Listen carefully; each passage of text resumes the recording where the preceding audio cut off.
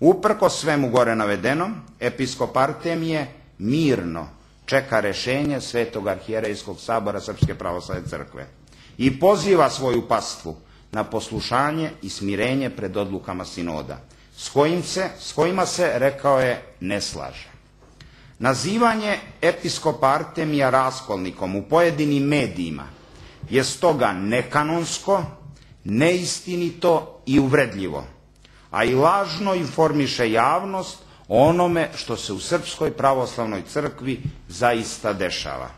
Zato vas, uvažena gospodo, molimo da ovoj temi pristupate pažljivo i odgovorno, a uvereni smo da će tako biti, jer znamo da vam je najviše stalo upravo do objektivne informisanosti naših sugrađana. Nadamo se da će materijali koje smo vam podelili pomoći da pravilnije i potpunije razumete neke od savremenih događaja u Srpskoj pravoslavnoj crkvi.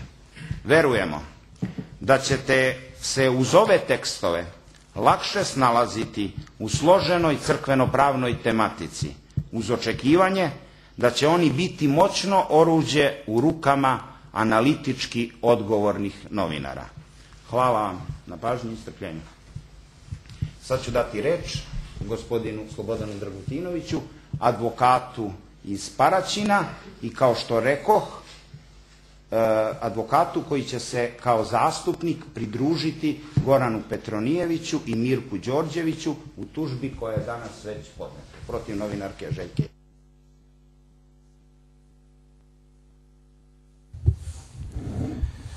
Evo, danas, 11.3.2010. godine, Prvom osnovnom sudu u Beogradu je podneta privatna krivična tužba privatnog tužioca episkopa Artemija iz Gračanice, manastir Gračanica, pa ću vam ja pročitati sadržaj te tužbe.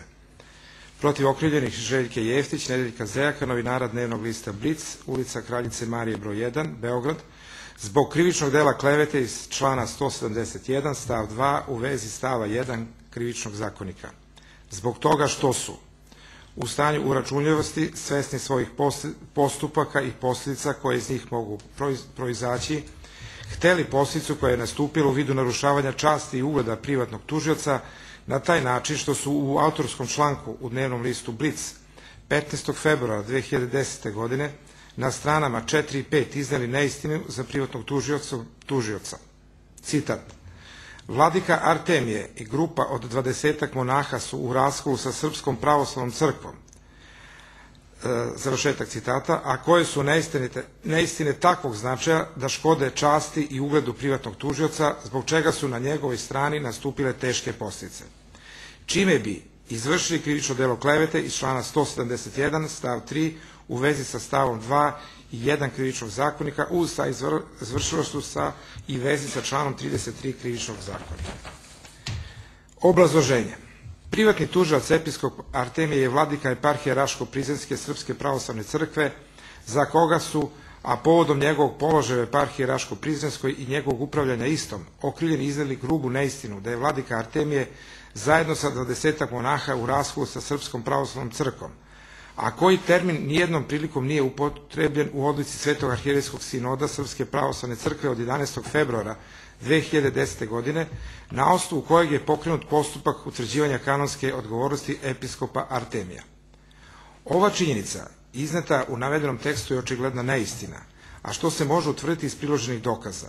Naprotiv, eparhija Raško-Prizrenska je oduvek bila i jeste neodvojivi deo Srpske pravoslavne crkve, a privatni tužilac nijednim svojim delom nije narušavao jedinstvo Srpske pravoslavne crkve, već upravo suprotno. Okrivljeni, da li iz neznanja ili očigledne namere, su u predmetnom tekstu naveli da je privatni tužilac zajedno sa 20-ak monaha u raskolu. Ova neistina nema karakter obične neistine, zbog toga što je prema crkvenom kaznenom pravu raskolništvo jedan od najtežih prestupa protiv jedinstva crkve. Raskolnik je onaj ko se odmetno od majke crkve i samovoljno ocepio, odnosno odvojio deo njene teritorije. Dakle, okrivljeni su, imenujući privatnog tužioca raskolnikom, na najgrublji mogući način naškodili časti i ugledu privatnog tužioca. Ovo naročito imajući u vidu istorijski trenutak u kome se Srpska pravoslavna crkva nalazi, brojne probleme sa kojima se suočava, naročito u pogledu jedinstva crkve.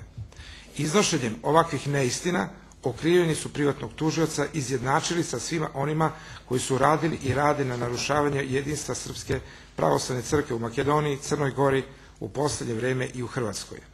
Ova neistina još više dobija na značenju kada se uzme u obzir položaj i ugled vladike Artemija, njegova višegodišnja borba za opstanak pravoslavnog življa na Kosovu i Metohiji, crkava, manastira i drugih svetinja. Pored navoda iznetih u tužbi u navedenim člancima, izneto je više neistina za privatnog tužioca koji će biti predmet drugih postupaka.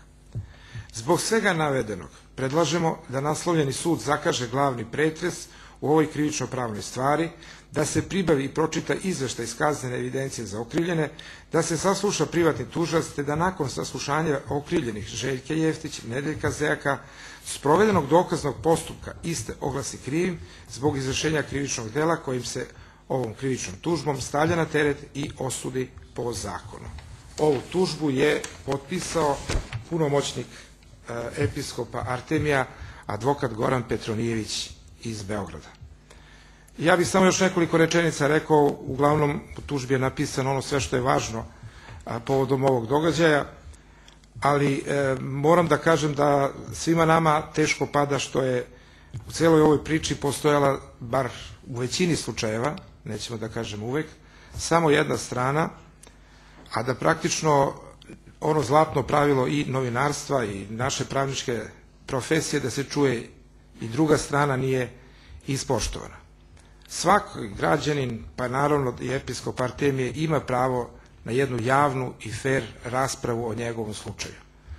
To je jedno osnovno ljudsko pravo koje je zagarantovano i Evropskom konvencijom o ljudskim pravima, koja je usvojena još daleke 1950. godine u Rimu i koja naravno da ima supremaciju i nad nacionalnim zakonodavstvima. Znači, niko ne može da bude osuđen pre sprovedenog zakonitog postupka i mislimo da u ovom slučaju nedavanjem prave reči episkopu Artemiju da svoje viđenje cele ove stvari iznese, su se pojedini predstavnici medija duboko ogrešili ne samo o čast i ugled vladike Artemija, jer mi mislimo da je to daleko veća stvar i Božjim rukama koja će se svakako na jedan pravilan način pokazati da je on bio u pravu, nego su ogrešili i u pravilo svoje i u etiku svoje profesije.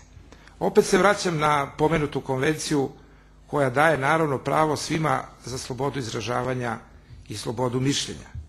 I naravno da predstavnici medija imaju pravo da koriste te svoje slobode i da u okviru svojih zadataka i profesionalnih istražuju sve ono.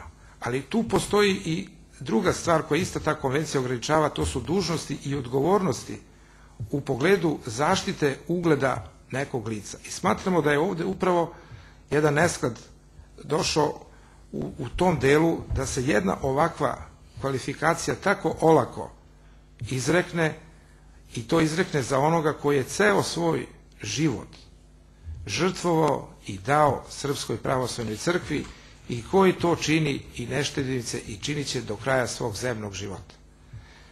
Smatramo da možda ovo bude jedna pouka da se u nekim budućim slučajevima na jedan drugačiji i primereniji način svi odnosimo prema nekim ljudima, ne samo iz crkvenog života, nego uopšte iz javnog i uopšte iz bilo kog dela našeg društva. Hvala.